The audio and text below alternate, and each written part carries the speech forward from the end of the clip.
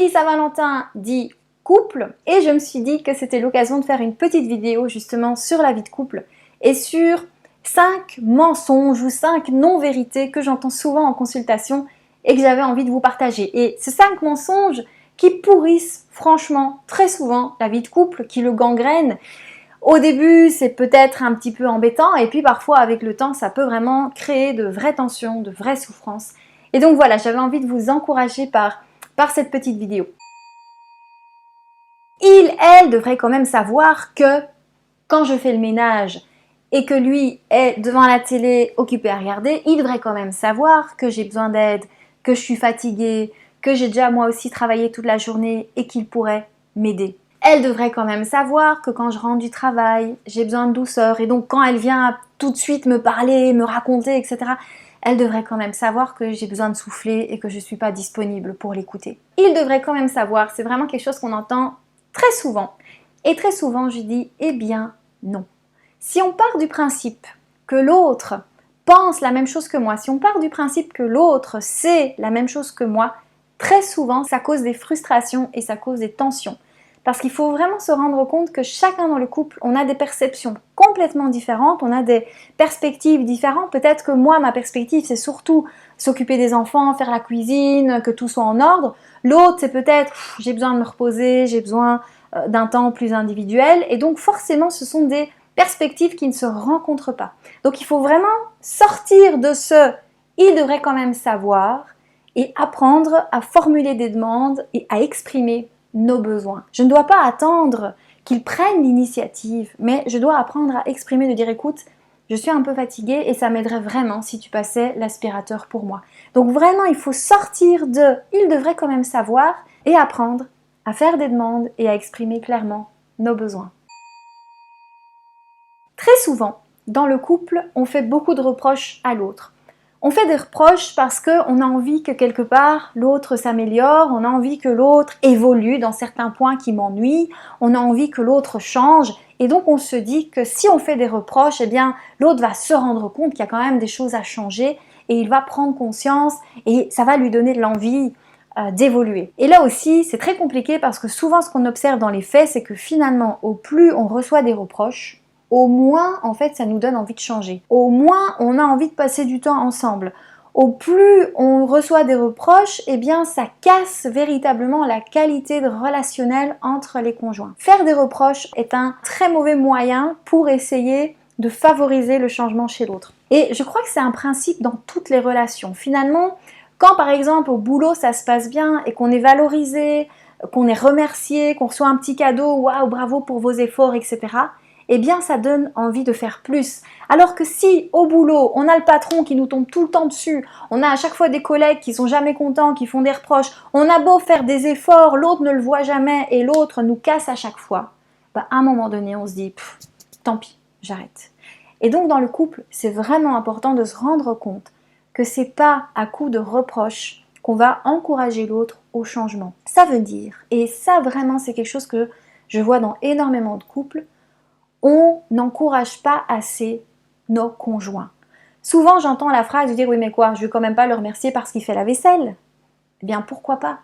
Est-ce qu'on remercie nos conjoints pour les choses positives qu'ils font? Est-ce qu'on le voit d'abord? Parce que là aussi, souvent, finalement, il y a un peu ce côté de « quand il fait bien, c'est normal, on ne dit rien » et quand il fait mal, clac, on lui tombe dessus.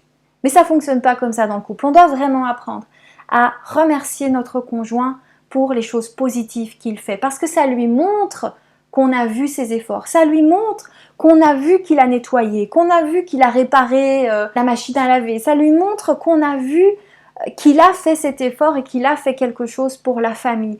De dire, ben voilà, merci beaucoup parce que tu t'es occupé des enfants aujourd'hui, ça m'a permis d'avoir un temps calme et waouh, merci parce que ça m'a fait du bien. Et donc on doit apprendre vraiment à formuler des choses positives, à encourager notre conjoint et à remercier. Elle sait très bien que je l'aime, sinon on ne se serait pas mariés ensemble. 3 petits points. Donc, à quoi ça sert de lui montrer, de lui tenir la main ou de prendre un temps ensemble? On sait que l'autre m'aime et donc petit à petit, dans la vie de couple, on perd cette habitude de montrer son amour à l'autre. Et pourtant, vraiment, le sentiment amoureux, il ne se voit pas. C'est quelque chose qu'on a dans le cœur et que l'autre ne perçoit pas. Ce qui montre l'amour, c'est les actes. On connaît les langages de l'amour de Gary Chapman, le toucher, les paroles valorisantes, on parlait de l'encouragement juste avant, rendre service, pouvoir passer des moments de qualité, les cadeaux. Et donc, vraiment, que ce soit un encouragement constant, d'avoir plaisir à montrer son amour à l'autre. Ça peut paraître bateau, mais je crois vraiment que beaucoup d'hommes, beaucoup de femmes souffrent, parfois en silence, parce que finalement, ils n'ont pas tellement le sentiment qu'ils sont appréciés, qu'ils sont aimés, qu'ils sont chouchoutés par leur conjoint.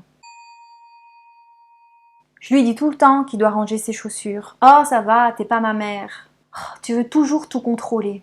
C'est toujours la même chose, je peux pas te faire confiance. Toutes ces petites phrases que l'on dit si facilement à notre conjoint. Et finalement, dans ces petites phrases, on a le sentiment que le message passe. Mais en réalité, qu'est-ce que je dis exactement? Quand je dis tu m'énerves, tu ranges jamais tes chaussures. Ça, c'est le titre. Mais est-ce qu'il faut lire en sous-titre? En fait, je suis triste parce que tu ne reconnais pas mes efforts d'essayer de garder la maison en ordre et j'aimerais vraiment que tu m'aides dans le ménage et que tu me respectes davantage dans le fait de ranger la maison. Quand je dis t'es pas ma mère, est-ce qu'il faut lire en sous-titre?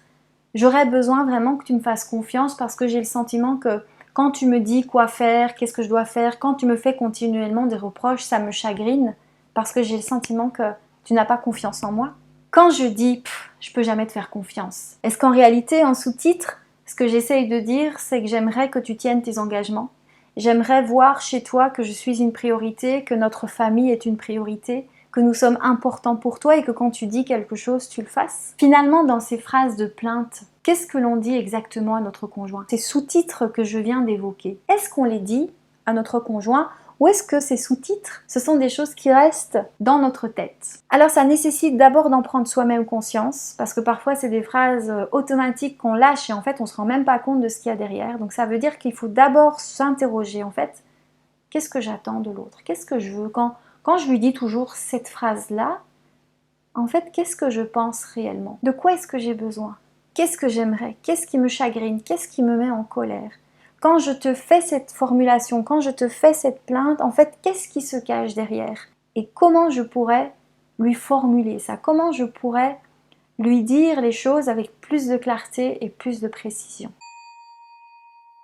De toute façon, s'il ne fait pas d'effort, je vois pas pourquoi moi j'en ferais. Là aussi, c'est souvent une phrase que l'on peut entendre. Je vois vraiment la vie de couple comme deux îles. Chaque île, c'est un peu l'île du moi. Sur notre île, eh bien, on a notre conception des choses, on a nos desiderata, on a notre façon de fonctionner, on a nos valeurs. Et le problème, c'est que dans la vie de couple, si chacun reste sur son île, forcément, on ne peut pas se rencontrer.